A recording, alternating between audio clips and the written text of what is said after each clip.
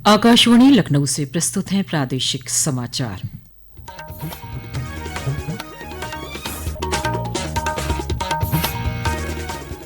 मुख्य समाचार।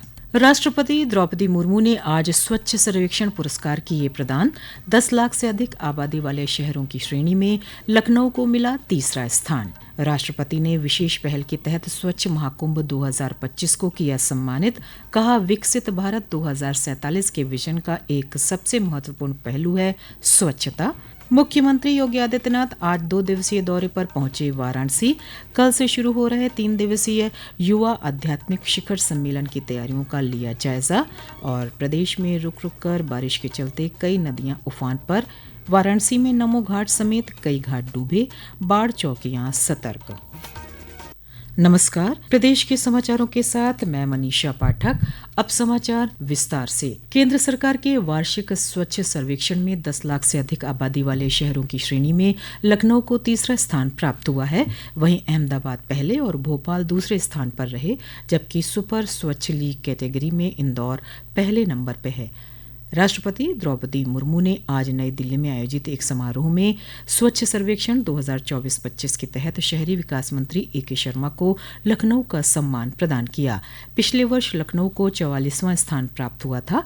इस अवसर पर राष्ट्रपति ने इस बात पर प्रकाश डाला कि स्वच्छता विकसित भारत 2047 के विजन का एक सबसे महत्वपूर्ण पहलू है।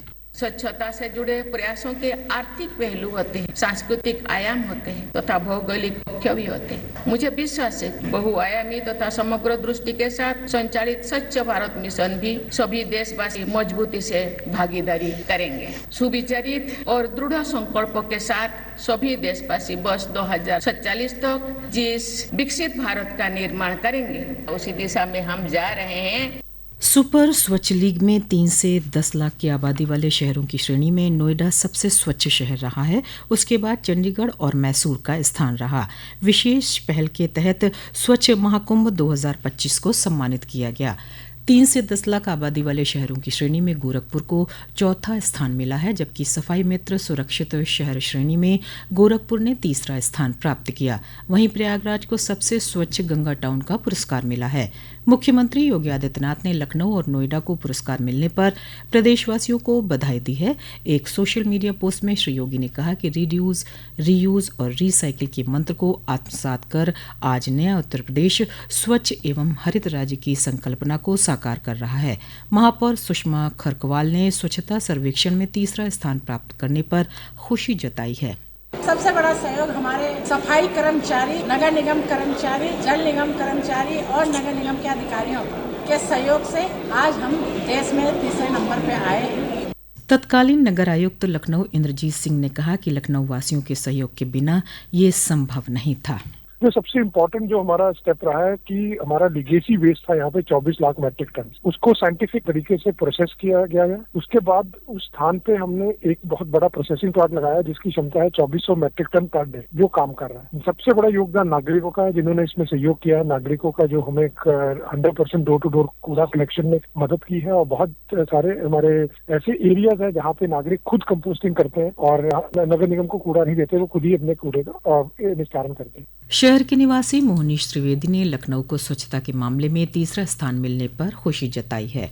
आज लखनऊ के लिए बहुत गर्व का दिन है। आज लखनऊ को स्वच्छता के मामले में भारत में तीसरा स्थान प्राप्त हुआ है और इसके लिए खास करके लखनऊ की जनता बधाई का पात्र है। मुख्यमंत्री योगी आदित्यनाथ आज शाम 2 दिवसीय दौरे पर वाराणसी पहुंचे। मुख्यमंत्री ने सर्किट हाउस में जनप्रतिनिधियों और वरिष्ठ अधिकारियों के साथ महत्वपूर्ण समीक्षा बैठक की। बैठक में श्री योगी ने कल से शुरू हो रहे विकसित भारत के लिए नशा मुक्त युवा विषय पर 3 दिवसीय युवा आध्यात्मिक शिखर सम्मेलन की तैयारियों का जायजा लिया। इसके बाद उन्होंने काल भैरव मंदिर और श्री काशी विश्वनाथ धाम में दर्शन पूजन कर सावन माह में कांवड़ियों और शिव भक्तों के लिए की गई तैयारियों का निरीक्षण किया। श्री योगी कल बिरसा मुंडा पर आधारित संगोष्ठी का उद्घाटन करेंगे। मुख्यमंत्री योगी आदित्यनाथ आज एक दिवसीय दौरे पर चंदौली पहुंचे। उन्होंने कलेक्ट्रेट सभागार में समीक्षा बैठक की और एक पेड़ मां के नाम अभियान के तहत रुद्राक्ष के पौधे का रोपण किया। मुख्यमंत्री ने चंदौली को वाराणसी से जोड़ने वाले पुल का हवाई निरीक्षण किया। मीडिया को संबोधित करते हुए श्री योगी ने कहा कि चंदौली जनपद के विकास के लिए डबल इंजन की सरकार ने कई कार्यक्रम आगे बढ़ाए हैं। उन्होंने कहा कि चंदौली को पूर्वांचल एक्सप्रेसवे और गंगा एक्सप्रेसवे से जोड़ा जाएगा। पूर्वांचल एक्सप्रेस वे को जो लखनऊ से गाजीपुर तक पहले ही आ चुका है, लोग उसका लाभ ले रहे हैं। चंदौली होते हुए सोनभद्र शक्तिनगर तक पहुंचाने की कार्रवाई, और इसको हम लोगों ने अपनी सैद्धांतिक सहमति दी है। उसके सर्वे के कार्यक्रम आगे चल रहे हैं और बाद में फिर इस कार्यक्रम को हम लोग आगे बढ़ाएंगे। चंदौली की सीधी कनेक्टिविटी प्रदेश की राजधानी लखनऊ से और देश की राजधानी दिल्ली से इस एक्सप्रेसवे के माध्यम से होगी। दूसरा, चंदौली को दूसरा लाभ मिलेगा गंगा एक्सप्रेसवे का। ये समाचार आप आकाशवाणी लखनऊ से सुन रहे हैं। ताज़ा समाचार जानने के लिए आप हमारी वेबसाइट newsonair.gov.in पर लॉगिन कर सकते हैं। इसके साथ ही आप प्रादेशिक समाचारों का ये बुलेटिन हमारे YouTube channel news on AIR Lucknow पर भी सुन सकते हैं। रक्षा क्षेत्र में मेक इन इंडिया के तहत अमेठी में Indo Russian rifle private limited इस साल के अंत तक AK-203 राइफल के पूर्ण स्वदेशी मॉडल का उत्पादन शुरू कर देगी। IRRPL के CEO major general SK Sharma ने बताया कि अभी रूस के सहयोग से बनाई जा रही AK-203 के पूर्ण स्वदेशी राइफल का नाम शेर दिया गया है। अभी 50% निर्माण भारत में हो रहा है। अक्टूबर 2025 तक 70% और 31 दिसंबर तक इसका पूर्ण स्वदेशी उत्पादन होने लगेगा। ये एक भारतीय सेना की टीम द्वारा बनाई जा रही है, यानी कि एज ए यूजर आज की तारीख में हम ही यहाँ बैठे हुए हैं, तो हम इस बात को समझते हैं कि इस राइफल को हमने बहुत ही सीरियसली क्वालिटी कंट्रोल के हिसाब से बनाना है। तीसरी चीज जो मुझे खूबी लगती है अपने राइफल में वो है कि ये जेन्युइन इंडिजिनाइज्ड प्रोडक्ट होगा। पर्यटन एवं संस्कृति मंत्री जयवीर सिंह ने आज लखनऊ से 28 सदस्यीय प्रतिनिधि मंडल को इत्र नगरी कन्नौज के लिए हरी झंडी दिखाकर रवाना किया। इस एक दिवसीय यात्रा में देश के प्रमुख tour and travel operator, hotel व्यवसायी और सोशल मीडिया इन्फ्लुएंसर शामिल हुए।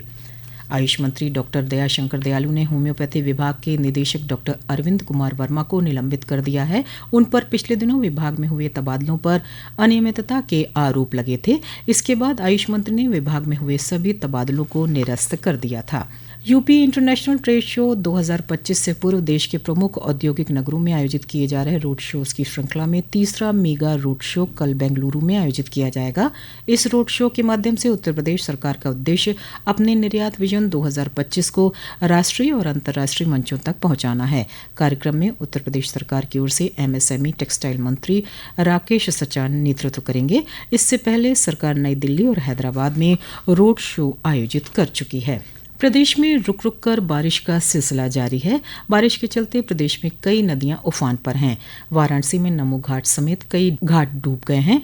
यहां गंगा का जलस्तर फिलहाल चेतावनी बिंदु से नीचे है। जल शक्ति मंत्री स्वतंत्र देव सिंह ने कहा कि सरकार प्रदेश में बाढ़ को लेकर सतर्कता बरत रही है। हमारे सभी जिलाधिकारी और सभी जिलों में बैठक हो चुकी है। बाढ़ चौकियां हमारी बन चुकी हैं। 24 घंटा नजर है और माननीय योगी जी का निर्देश है कि मंत्री से लेकर सभी अधिकारी सड़क पर हैं। मौसम विभाग ने प्रदेश के विंध्य और प्रयागराज मंडल समेत बुंदेलखंड क्षेत्र के कुछ जिलों में अगले 24 घंटों के दौरान भारी से बहुत भारी बारिश की आशंका व्यक्त की है। अंत में मुख्य समाचार एक बार फिर। राष्ट्रपति द्रौपदी मुर्मू ने आज स्वच्छ सर्वेक्षण पुरस्कार किए प्रदान। 10 लाख से अधिक आबादी वाले शहरों की श्रेणी में लखनऊ को मिला तीसरा स्थान। राष्ट्रपति ने विशेष पहल के तहत स्वच्छ महाकुंभ 2025 को किया सम्मानित। कहा, विकसित भारत 2047 के विजन का एक सबसे महत्वपूर्ण पहलू है स्वच्छता। मुख्यमंत्री योगी आदित्यनाथ आज 2 दिवसीय दौरे पर पहुंचे वाराणसी।